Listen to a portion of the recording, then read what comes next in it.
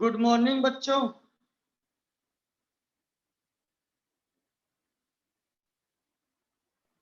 Good morning, sir.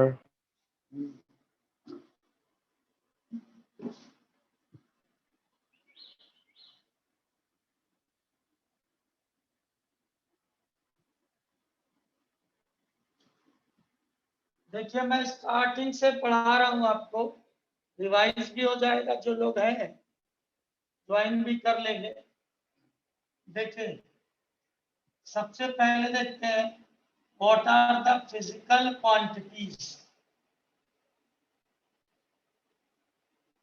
या कह दीजिए फिजिकल यूनिट्स। फिजिकल यूनिट्स, ठीक है। तो ये आपके पास हो गया what are the physical quantities और फिजिकल यूनिट्स। देखिए यूनिट का मतलब होता है वन। यूनिट मीन्स होता है वन। जैसे मैंने लिखा 10 kg, आपको पता है 10 kg, केजी में किसी भी नंबर का मल्टीप्लाई करेंगे तो वही आ जाता है। आप कैसे डिफाइन करेंगे 10 kg को? The mass of given object, the mass of given object is 10 times then kg।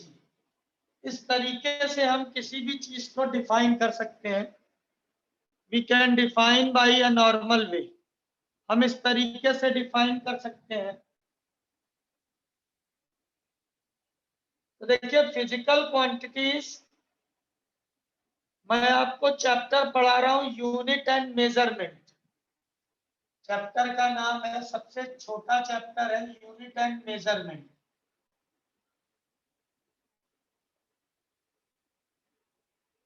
This is the chapter. इस चैप्टर में सबसे पहली चीज आती है फिजिकल क्वांटिटीज। तो अगर हम फिजिकल क्वांटिटीज को देखें या फिजिकल यूनिट्स को, तो दिस इज थ्री टाइप्स। पहला है आपके पास फंडामेंटल, दूसरा है डेराइव्ड, और तीसरा है सप्लीमेंट्री। देखिए फंडामेंटल यूनिट्स को हम बोल सकते हैं बेस यूनिट्स, ठीक है। डेराइव जो फंडामेंटल यूनिट्स के टर्म्स में लिखी जाती है, सप्लीमेंट्री जो कहीं और से ली गई है, they are taken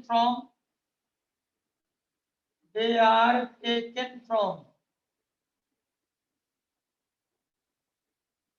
other subjects. Derive की होती है द यूनिट्स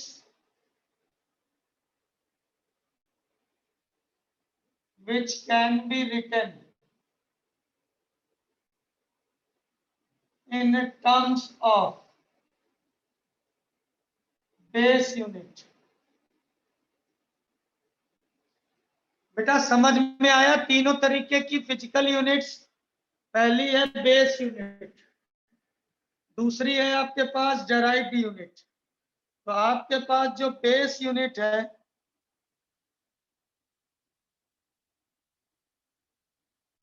ठीक है। तो बच्चों देखिए जो लोग लेट आए हैं, मतलब जिन्होंने बाद में ज्वाइन किया है, मैं वीक में एक दो क्लास एक्स्ट्रा लेके उनको रिवाइज भी कर दूंगा। तो आपका जो पीछे का है वो भी कवर हो जाएगा आसानी से, ठीक है। आज थोड़ा सा कम पढ़ाएंगे, गले की हालत बहुत बुरी है, ठीक है। टेंशन मतलब कुछ हुआ नहीं है, कल क्लास बहुत ज्यादा हो गई इसलिए जो है गले में दिक्कत हो गई, ठीक है। तो अभी आप टेंशन मत लीजिए। अगर आप आतिश सर पर विश्वास करके आए हैं तो आपका कोई पार्ट छूटेगा नहीं और सारा पार्ट बहुत अच्छे से हो जाएगा। तो इसलिए आप टेंशन मत लीजिएगा, सारा मैं करा दूंगा। तो अभी फिजिकल यूनिट्स जो है वो तीन तरीके की है। There are three types of the physical units. Fundamental मतलब बेस यूनिट्स, मतलब अगर हम बात करें फंडामेंटल यूनिट्स की।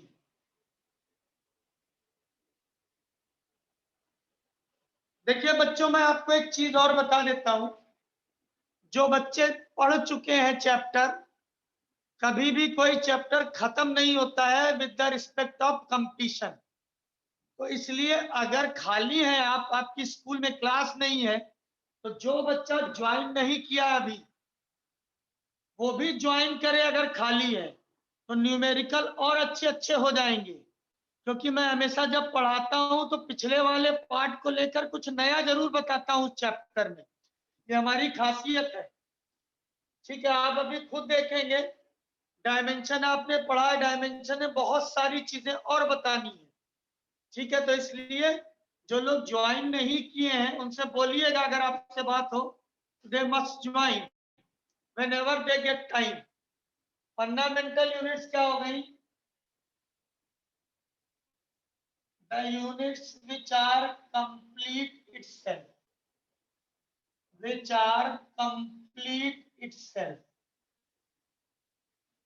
देखिए जैसे बेटा अंग्रेजी में अल्फाबेट होते हैं, बगैर अल्फाबेट के आप कुछ नहीं लिख पाएंगे, वैसे ही फंडामेंटल यूनिट्स जो है वो अल्फाबेट ऑफ फिजिक्स बोला जाता है। अल्फाबेट ऑफ यूनिट्स बोला जा सकता है। तो देखिए देयर आर 7 फंडामेंटल यूनिट्स। आपके पास there are 7 fundamental units. Fundamental units है। पहली है आपके पास मास। मास को हम केजी में लिखते हैं, एम से रिप्रेजेंट करते हैं। दूसरी है लेंथ। लेंथ की यूनिट मीटर होती है और एल से लिखते हैं। तीसरा होता है टाइम, जिसकी यूनिट है सेकंड और हम टी से लिखते हैं। चौथी यूनिट है आपके पास टेम्परेचर। टेम्परेचर को हम बहुत ध्यान से पढ़ेंगे। इसकी यूनिट होती है केल्विन और लिखते हैं के से। पांचवी यूनिट है इलेक्ट्रिक करंट, तो एम्पियर से लिखते हैं और आई से रिप्रेजेंट करते हैं। सिक्स्थ हो गई luminous intensity. Luminous intensity that is candela और सीडी से लिखते हैं। 7 है amount of substance. 7th is amount of substance, जिसको मोल्स से लिखते हैं और MOL होता है। तो ये आपके पास 7 बेस यूनिट है। There are 7 base units. मतलब इनको लिखने के लिए you do not require any other thing. आपसे बोला जाएगा आलू ले आइए, आप केजी में लाएंगे, अंडरस्टूड है। कपड़ा लाएंगे, मीटर में लाएंगे, that will be written in metre. ठीक है, आप ये ध्यान रखिए। इस तरीके से हमारे पास जो है वो units, these are the fundamental units.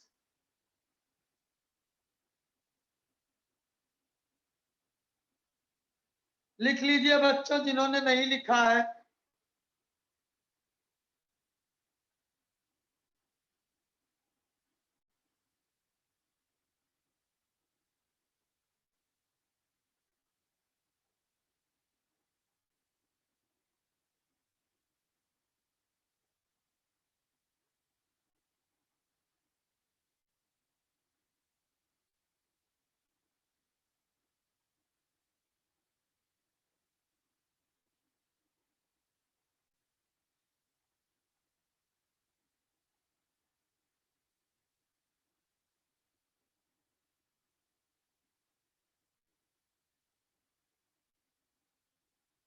लिख लिया बच्चों?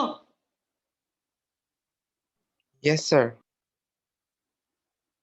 ये आपके पास है अभी देखिए ये इसमें छोटा सा क्वेश्चन पूछा जाता है कंपटीशन में, हालांकि मेडिकल लेवल में केल्विन को हम एब्सोल्यूट जीरो भी बोलते हैं। एब्सोल्यूट जीरो क्यों बोलते हैं? देखिए आपके पास लिखा हुआ 27 डिग्री सेल्सियस, तो आप क्या करते हैं 273 प्लस 27 कर देंगे तो 300 केल्विन आ जाता है। तब आपके मन में ये ख्याल आ रहा होगा सर 273 क्यों ऐड किया है? तो याद रखिएगा 273 को हम एब्सोल्यूट जीरो बोलते हैं। This is also known as 0 degree kelvin. तो एब्सोल्यूट जीरो क्या होता है? The temperature at which the volume of any gas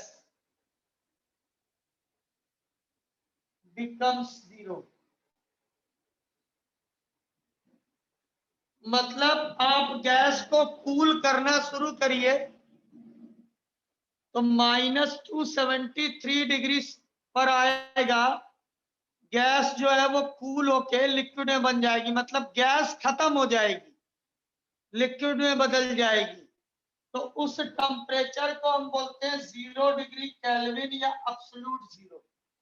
तो याद रखिएगा टेम्परेचर को हम मेजरमेंट करते हैं केल्विन में, और केल्विन का दूसरा नाम है एब्सोल्यूट जीरो, जिसे 0 डिग्री केल्विन बोलते हैं, दैट इज -273 डिग्री सेल्सियस। तो इस टेम्परेचर पर जो है वो किसी गैस का वॉल्यूम जीरो हो जाता है, मतलब गैस जो है वो लिक्विफाई हो जाती है, लिक्विड में बदल जाती है। आगे बात समझिए बच्चों। देखिए बेटा मास वास तो आपने पढ़ा है पहले भी, लेकिन अभी जो है वो कुछ चीजें नई है। जैसे आपके पास एब्सोल्यूट जीरो है, ये नया है, तो इसलिए मैंने एब्सोल्यूट जीरो की आपको डेफिनेशन बता दी। ये वो टेम्परेचर है जिस पर किसी गैस का वैल्यू जीरो हो जाता है, that's why it is called zero degree kelvin भी बोलते हैं इसको। समझ में आ गया बच्चों? Yes sir. बोलिए बच्चों, आया? हाँ सर। दूसरा देखिए इलेक्ट्रिक करंट आपको पता ही है, ल्यूमिनस इंटेंसिटी जो है this is the unit to measure the light. अभी तक आपने लाइट की क्वांटिटी मेजरमेंट नहीं किया है कहीं, तो ल्यूमिनस इंटेंसिटी से हम लाइट को मेजर करते हैं, the amount of light incident perpendicularly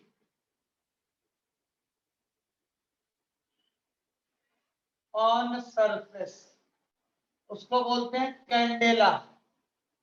तो आपके लिए ये दो यूनिट नई आई थी, ल्यूमिनस इंटेंसिटी और टेम्परेचर, क्योंकि टेम्परेचर अभी तक आपने सेल्सियस में नापा था, आज हमने आपको केल्विन में बताया। Is that clear? Yes sir. ये आपके पास फंडामेंटल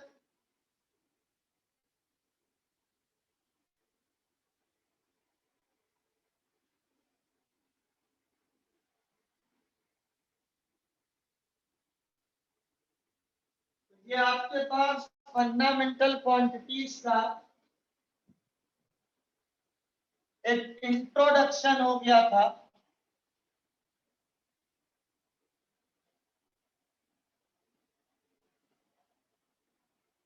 आगे देखिए बच्चों, दूसरा है आपके पास डेराइव। जैसा मैंने अभी बोला डेराइव्ड मतलब the units which can be written in terms of fundamental units। Fundamental units के टर्म्स में, जैसे स्पीड, स्पीड का आप मीटर पर सेकेंड लिखते हैं, ठीक है। फोर्स, फोर्स को न्यूटन से लिखते हैं, दैट इज केजी मीटर पर सेकेंड स्क्वायर। प्रेशर न्यूटन पर मीटर स्क्वायर। तो इस तरीके से जो यूनिट्स फंडामेंटल यूनिट्स के टर्म्स में लिखी जाए उन्हें बोलते हैं डेराइव। डेराइव मीन्स होता है किसी से निकाली गई है। सप्लीमेंट्री देखिए,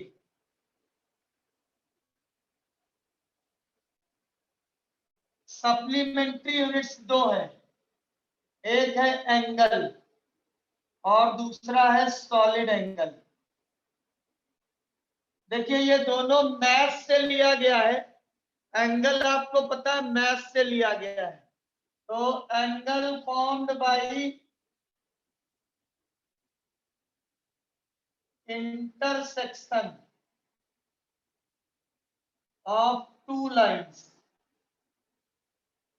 और इसकी यूनिट होती है रेडियन। एक रेडियन में, एक डिग्री में π/180 रेडियन होते हैं। जैसे 60 डिग्री लिखा हुआ है तो 60 को π/180 से मल्टीप्लाई कर दीजिए, π/3 आएगा। फिजिक्स में 99% केसेस में आप रेडियन में ही लिखिएगा एंगल। जितने फार्मूले वैलिड हैं वो रेडियन के लिए हैं फिजिक्स में। डिग्री जो है वो मैथ्स में चलता है। तो 1 degree is equals to π/180 radian होता है। ठीक है, आगे बात समझ में बच्चों। सॉलिड एंगल क्या हो गया? The angle formed by solid surface. देखिए ये आप खड़े हुए हैं, ये गुब्बारा है, दिस इज द बलून।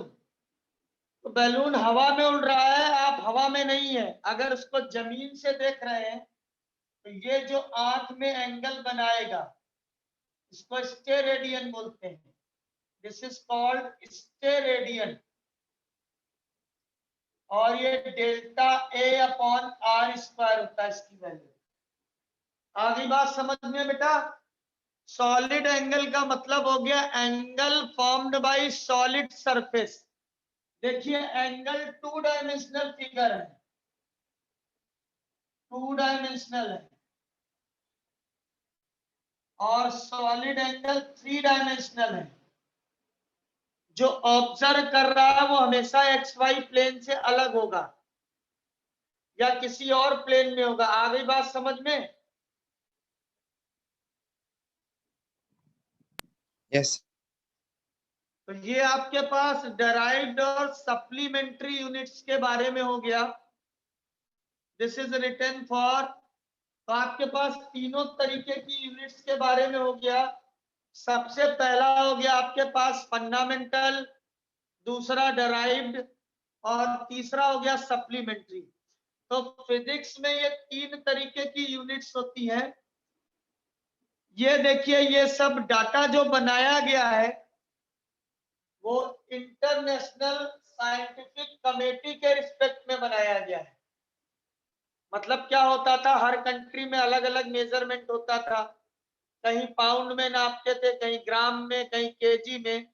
तो बड़ी दिक्कत होती थी। सारे साइंटिफिक जितने साइंटिस्ट थे सब मिलके इकट्ठा हुए और उस कमेटी ने डिसाइड किया we will convert into fundamental units each and everything, so the whole world adopt a single system. Is that clear बच्चों? ये इसलिए है। ऐसा कोई हार्ड, देखिए हम पढ़ क्यों रहे हैं, सबसे इंपॉर्टेंट चीज है हम यूनिट मेजरमेंट पढ़ क्यों रहे हैं। देखिए आप कल को इंडस्ट्री में जाएंगे, कोई भी जॉब करेंगे, तो वहां सब्जेक्ट नहीं पूछा जाएगा, वहां ये नहीं बोलेगा what is the laws of motion. उस लॉज ऑफ मोशन का एप्लीकेशन कहाँ है, how can you produce the things in industrial manner. इसीलिए you are going to be an engineer और डॉक्टर।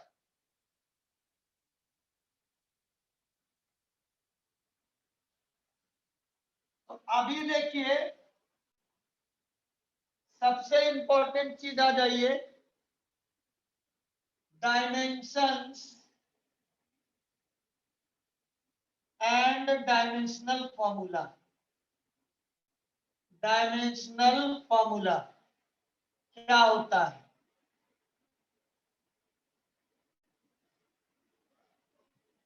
तो जीवन में सबसे पहला फॉर्मूला जो आपने पढ़ा था फिजिक्स में, वो पढ़ा था एरिया। एरिया को लेंथ से लिखते हैं ब्रेथ से। लेंथ भी मीटर में, ब्रेथ भी मीटर में, मीटर स्क्वायर। अभी मैंने कहा मीटर को लिखते हैं एल, एल स्क्वायर। तो आपने पावर देखते ही बोल दिया ये तो सर यूनिट एरिया की है। ऐसे ही आपने वॉल्यूम देखा, length breadth height, L cube आ गया। और मीटर क्यूब देखते ही आपने बोल दिया सर ये तो मीटर क्यूब है, वॉल्यूम की यूनिट है। आपके मन में आ गया तुरंत। तो आपको अगर मैं कह दूं एल की पावर एक्स लिखा हुआ है, तो यू आर एनेबल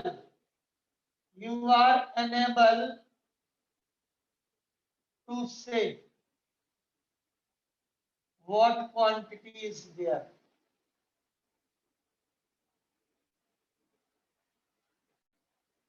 तो यही जो पावर लिखी है इसी को बोलते हैं डायमेंशंस। तो यहां पर डायमेंशन क्या हो गई? 2 डायमेंशन हो गई 2।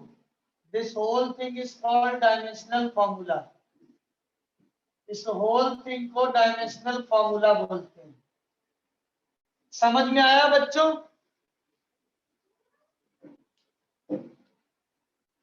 आया बेटा कुछ समझ में?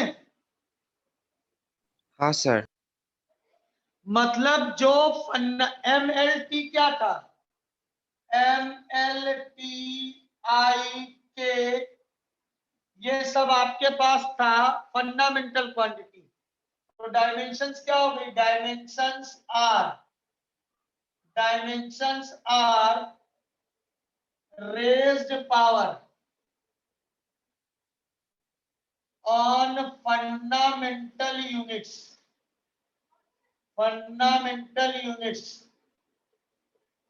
which represent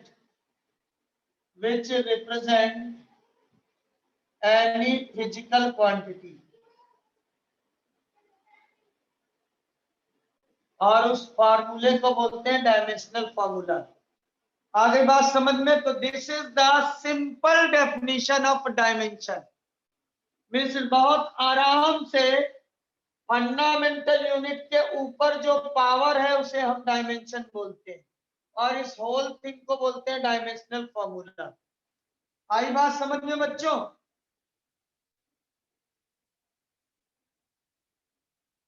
आया बच्चों समझ में?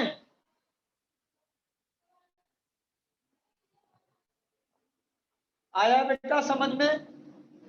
हाँ सर। मिटा दूं? सर आपने विच के बाद में क्या लिखा है? Which represent any physical quantity.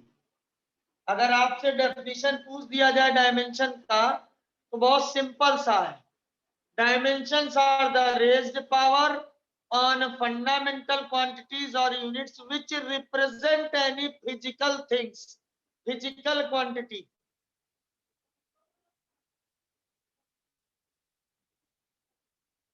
आ गया समझ में बच्चों? मिटा दूं? Yes sir. देखिए डायमेंशन से 2 क्वेश्चन, डायमेंशन और मेजरमेंट से 2 क्वेश्चन आते हैं कंपटीशन में। जनरली लोग चैप्टर छोड़ देते हैं, ठीक है, डायरेक्ट काइनेमेटिक्स से पढ़ते हैं तो 2 क्वेश्चन कंपटीशन में चले जाते हैं। अब देखिएगा यहाँ आपको कुछ डायमेंशन याद रखनी है। सबसे पहली डायमेंशन है वेलोसिटी और स्पीड। फार्मूला पता है तो डायमेंशन निकाल लेंगे। वेलोसिटी है आपके पास डिस्टेंस बाई टाइम। डिस्टेंस को एल से लिखते हैं, इसको टी से लिखते हैं, एल टी माइनस 1। दूसरा देखिए एक्सेलरेशन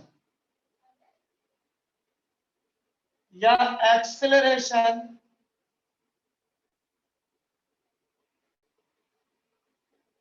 ड्यू टू ग्रेविटी,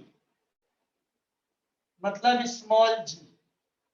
तो एक्सेलरेशन क्या होता है? Velocity by time. वेलोसिटी यहां से लिख दीजिए L T minus 1 upon T, ये ऊपर जाएगा एल टी माइनस 2 हो जाएगा। थर्ड देखिए फोर्स। फोर्स होता है mass into acceleration, mass M acceleration L T minus 2। तीसरा देखिए work, kinetic energy, potential energy, heat, torque, energy.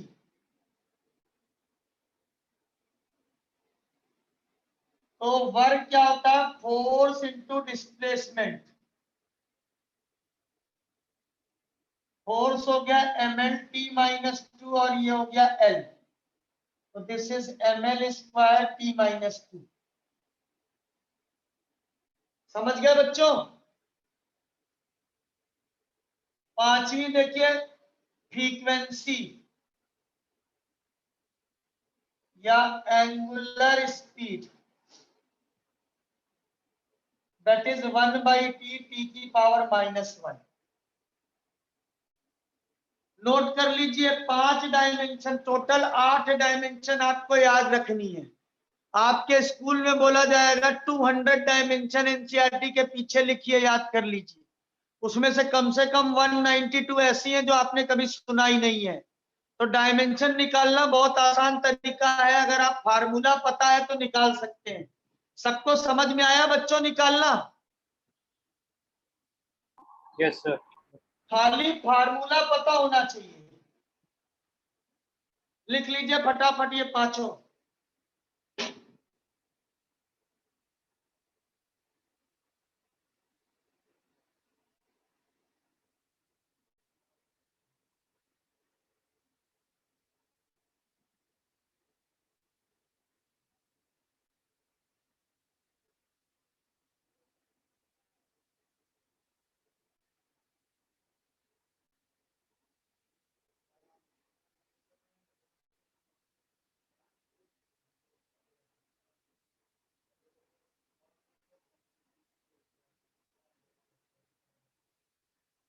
Sir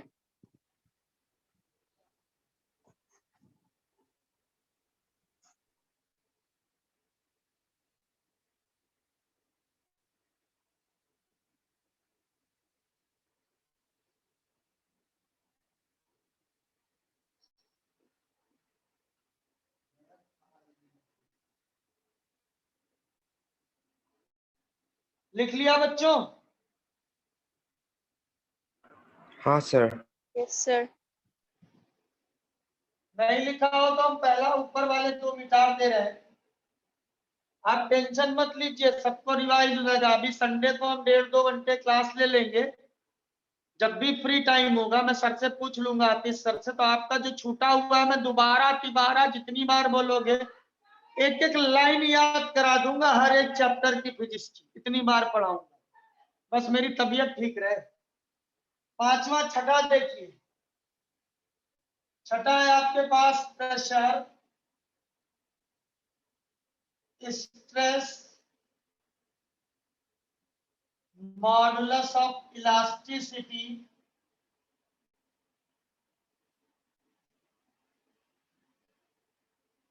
bulk modulus, modulus of rigidity,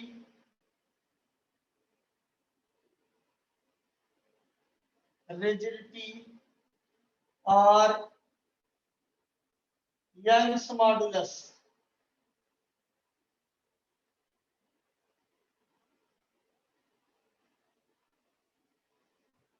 तो प्रेशर होता है F upon A, force upon area. तो ये हो गया ml -2 divided by L square. तो ml -1 p -2 आ जाएगा।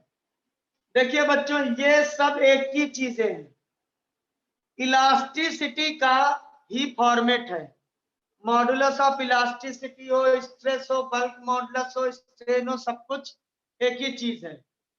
जब हम किसी चीज को फोर्स लगा के खींचते हैं और फोर्स हटा देते हैं तो वापस चला जाता है, उसको बोलते हैं इलास्टिसिटी। तो कितना कोई चीज खींचेगा मतलब प्रेशर, तो उससे मॉडुलस ऑफ इलास्टिसिटी बोलते हैं। जैसे पानी से भरा गुब्बारा है, उसको दबाएंगे तो उसमें वॉल्यूम बदलता है, वॉल्यूम मतलब बल्क, बल्क मीन्स पूरा पूरा, तो बल्क हो गया। मॉडुलस ऑफ रिजिडिटी, किसी चीज को फिक्स करके हम उसका शेप चेंज कर रहे हैं। यंग्स मॉडुलस मीन्स लंबाई में खींच रहा है।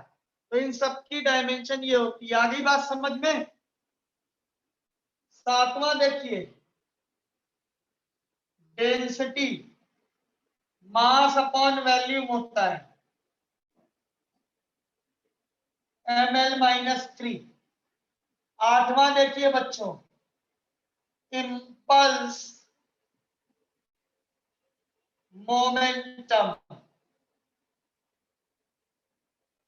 इसको भी p से लिखते हैं, स्मॉल p से। ये मास इनटू वेलोसिटी होता है, mlt -1। आ गई बात समझ में बच्चों।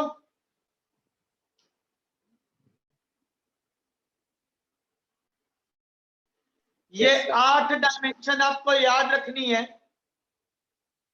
बस यही 8 आपको याद रखना है, जो 9th 10th में आपने फॉर्मूले पढ़े थे उसी से रिलेटेड बातें हैं। इज दैट क्लियर बच्चों? सर मोमेंटम का आपने स्मॉल p लिखा है। हाँ, स्मॉल p कैपिटल p जो भी चाहो लिख लो, वो इसमें और इसमें कंफ्यूजन ना हो इसलिए स्मॉल p लिख दिया। वैसे तो मोमेंटम को कैपिटल P से ही लिखते हैं, और ये नेसेसरी थिंग नहीं है, हम दो क्वांटिटी को एक ही अल्फाबेट से भी रिप्रेजेंट कर सकते हैं। और क्वेश्चन में मेंशन होता है कि P एक्चुअल में है क्या, तो उसमें प्रॉब्लम होनी नहीं चाहिए। ठीक है, तो दो नाम होते हैं जब किसी क्लास में बच्चे के, तो उसको उसके चेहरे से पहचान के याद किया जाता है। आ गई बात समझ में बच्चों? Yes sir. Sir Young's modulus क्या है? देखिए बेटा, ध्यान से देखिए, ये एक रबर या वायर है, इसको खींचेंगे तो लंबाई में बढ़ेगा, तो लंबाई में बढ़ने को हम यंग्स मॉडुलस बोलते हैं। ठीक, दूसरा देखिए, ये पानी से भरा गुब्बारा, हमने ये इस पर चारों तरफ से फोर्स लगाया, ये गुब्बारा कैसे होगा, छोटा हो जाएगा, इसको बल्क मॉडुलस बोलते हैं। इसको y से लिखते हैं यंग्स मॉडुलस को, बल्क मॉडुलस को लिखते हैं b से। वही देखिए, ये एक बॉडी है, इसको फिक्स कर दिया, इसके टेंजेंशियल में फोर्स लगाया, टेंजेंशियली फोर्स लगाया, ये बॉडी ऐसे चेंज हो, इसको बोलते हैं modulus of rigidity.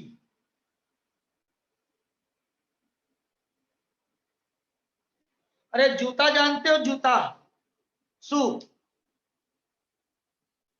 Yes sir.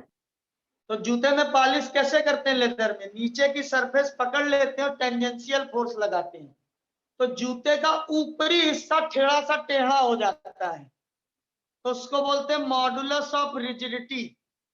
मान लीजिए मैं बॉक्सर नहीं हूं और माइक टाइसन से लड़ जाऊं, तो क्या करेगा, मेरे थोपड़े का शेप बिगाड़ देगा, बाकी किसी चीज का नहीं बिगाड़ेगा।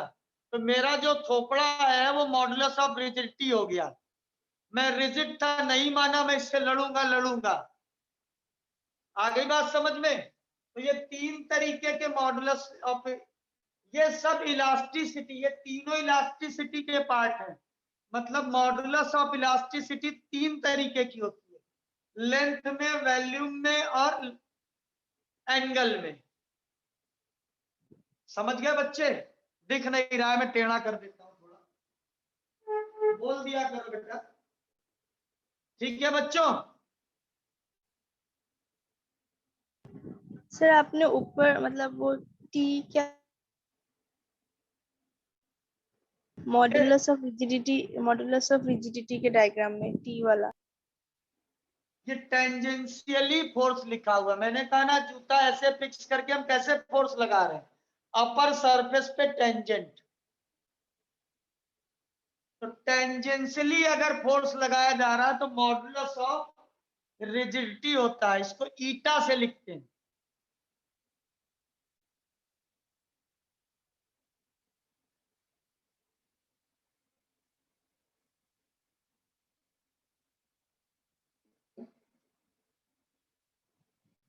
इज दैट क्लियर बच्चों?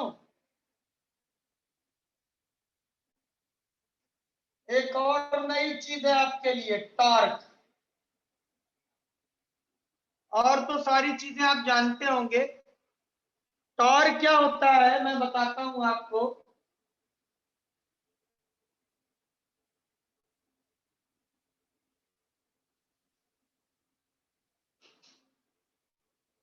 देखिए ये कोई बॉडी है, आप फोर्स लगाओगे तो चलने लगती है, लेकिन अगर इसको हम फिक्स कर दें और फोर्स लगाएं यहां तो ये घूमने लगेगी। तो फोर्स के घूमने के इफेक्ट को हम टॉर्क बोलते हैं। मतलब आप किसी चीज पर फोर्स लगाइए तो घूमने लगेगा। तो ट्रांसलेटरी मतलब स्ट्रेट लाइन मोशन के लिए हमें फोर्स चाहिए होता है, लेकिन घुमाने के लिए टॉर्क चाहिए होता है। दिस इज ऑल्सो कॉल्ड, हम लिया पाते हैं, कपल भी बोलते हैं इसको। आगे बात समझ में बच्चों? सर हम लोग हमेशा एज एज में ही फोर्स लगाएंगे। क्या कह रहे हो बेटा?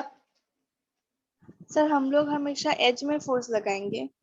आप एक बात बताइए, जूस वाली मशीन देखी है? ये लो। Yes sir. ठीक है, दरवाजे का हैंडल कहाँ होता है? अगर ये दरवाजा तो हैंडल यहाँ होगा, होता है? Yes sir. तो बेटा हम कहीं भी फोर्स लगा सकते हैं। हैंडल यहां से उठा के यहां भी लगा सकते हैं, यहां भी लगा सकते हैं, लेकिन दिक्कत क्या होगी?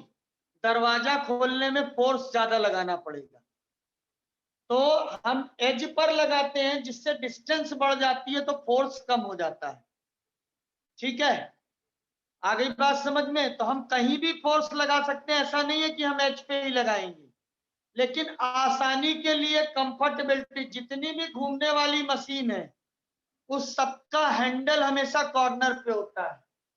ये चीज है, हमें इसको घुमाना है। यहाँ लगाएंगे तो ये आसानी से घूम जाएगी, यहाँ लगाएंगे मुश्किल होगा, सेंटर पे लगाएंगे तो बहुत मुश्किल होगा।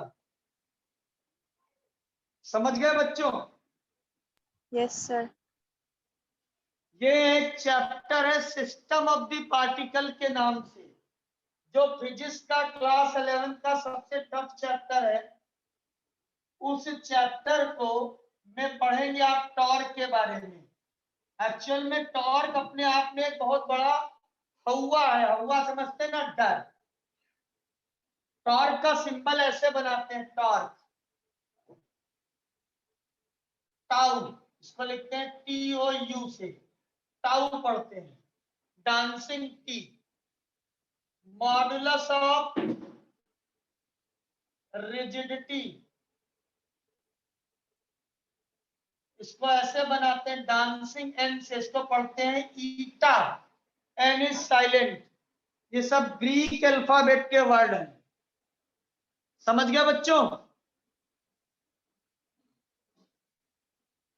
सर क्या बोलते हैं मॉड्यूलस ऑफ रिजिडिटी को? निमोनिया की स्पेलिंग बोलना बेटा, किससे स्टार्ट होती है? एन। हाँ, N. Pneumonia. P sorry. Psychology, P से। Silent, P silent. हाँ, पी साइलेंट है, तो ऐसे यहाँ एन साइलेंट है। तो क्या पढ़ेंगे, ईटा। ठीक है बच्चे, ये सब अंग्रेज हैं, कुछ भी साइलेंट कर देते हैं, कुछ भी डाल देते हैं। अब इन्होंने लिखा है, हम लोगों को पढ़ना ही पड़ रहा है। ठीक है, तो ईटा पढ़ते हैं इसको। समझ गए बच्चे? Yes sir.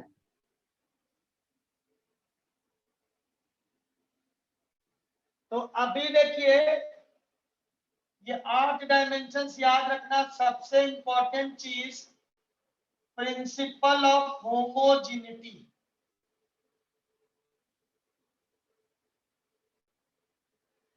Principal of homogeneity क्या बोलता है? The product of numeral value and unit is always constant। ठीक है, मतलब NU is equals to constant या N1U1 is equals to N2U2। क्या मतलब होता है? हमने लिखा 1 मीटर इज इक्वल्स टू 100। क्या सही लिखा हुआ है? No sir. क्या गलत है? सर यूनिट नहीं है। तो इसीलिए जब दोनों चीजें होंगी तभी फार्मूला सही होगा। तो इसका मतलब यही हो गया। आपकी बुक में क्या लिखा हुआ है? Numerical value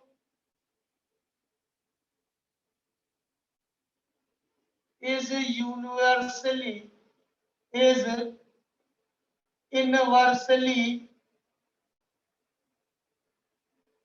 proportional to unit, means n is inversely proportional to u। ये किताब की डेफिनेशन है।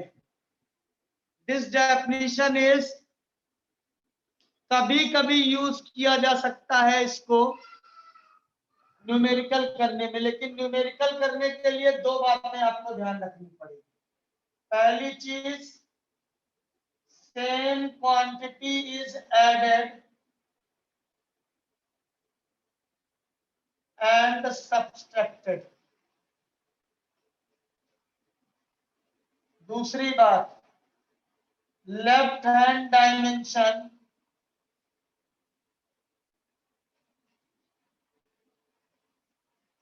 is equals to right hand dimension।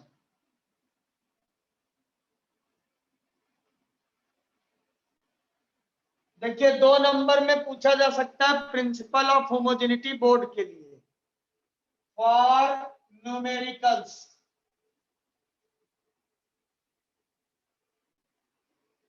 ये दो बातें आपको ध्यान रखनी पड़ेगी। समझ गए बच्चों?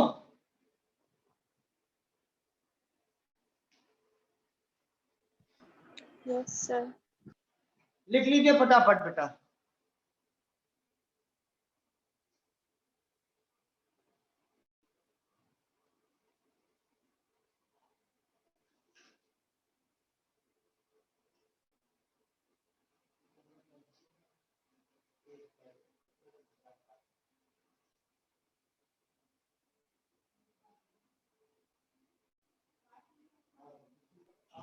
सर हमें बोर्ड में क्या पूछी जा सकती है, आपने बोला? क्या कह रहे हो बेटा? सर हमें बोर्ड में क्या पूछी जा सकती है, आपने बोला? Define principle of homogeneity. तो you will write up to here. अगर ये मुश्किल लग रहा है तो ये लिख सकते हैं। दोनों डेफिनेशन बिल्कुल एनसीईआरटी की और आसान सी है। न्यूमेरिकल करने के लिए ये बात ध्यान रखोगे तो टफ से टफ न्यूमेरिकल हो जाएगा।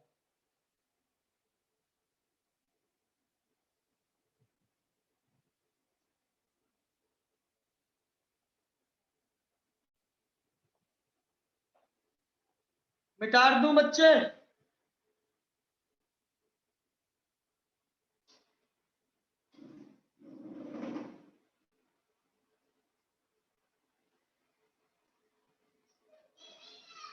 निकाल दूं बेटा?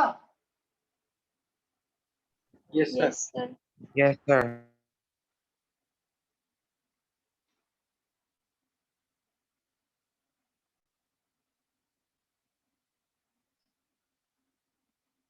देखिए क्या है बेटा, आपको बोल दिया गया फाइंड द डायमेंशंस या डायमेंशनल फॉर्मूला ऑफ फॉलोइंग। पहला बोल दिया गया है यूनिवर्सल ग्रेविटेशन कांस्टेंट,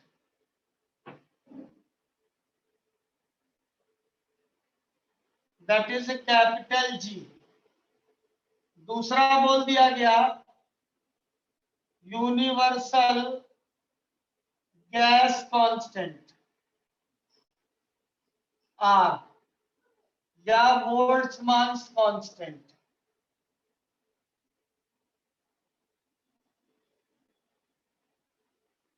तीसरा बोल दिया गया प्लैंक्स कांस्टेंट, इसको के से लिखते हैं। Planck's constant written by small H, small H से लिखते हैं। ये आपको निकालना है बच्चे, मैं फॉर्मूला बता रहा हूं। ग्रेविटेशन कहां पढ़ा था? Newton's law of gravitation. F is equals to G m1 m2 upon r square. तो आपको G की डायमेंशन निकालनी है, तो G क्या होगा?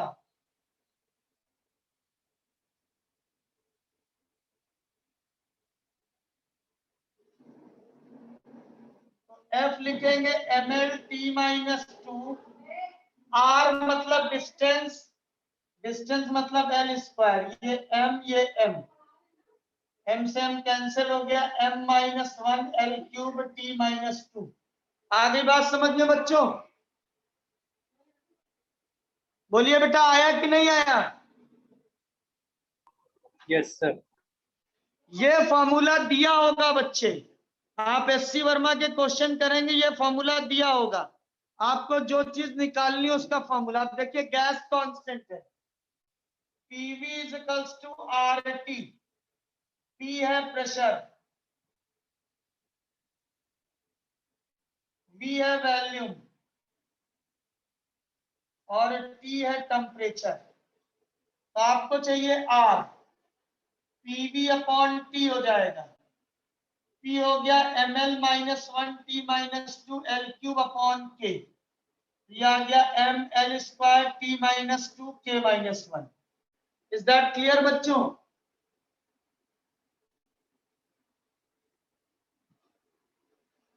आ गई बात समझ में?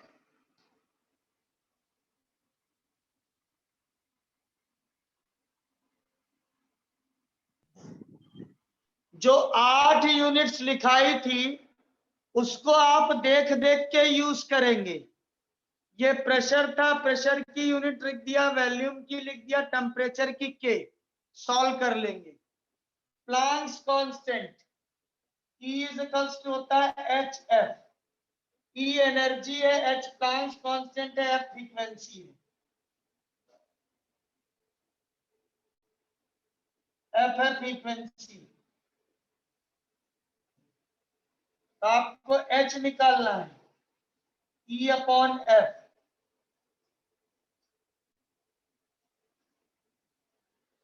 M L square T minus 1, ये आ जाएगा डायमेंशन।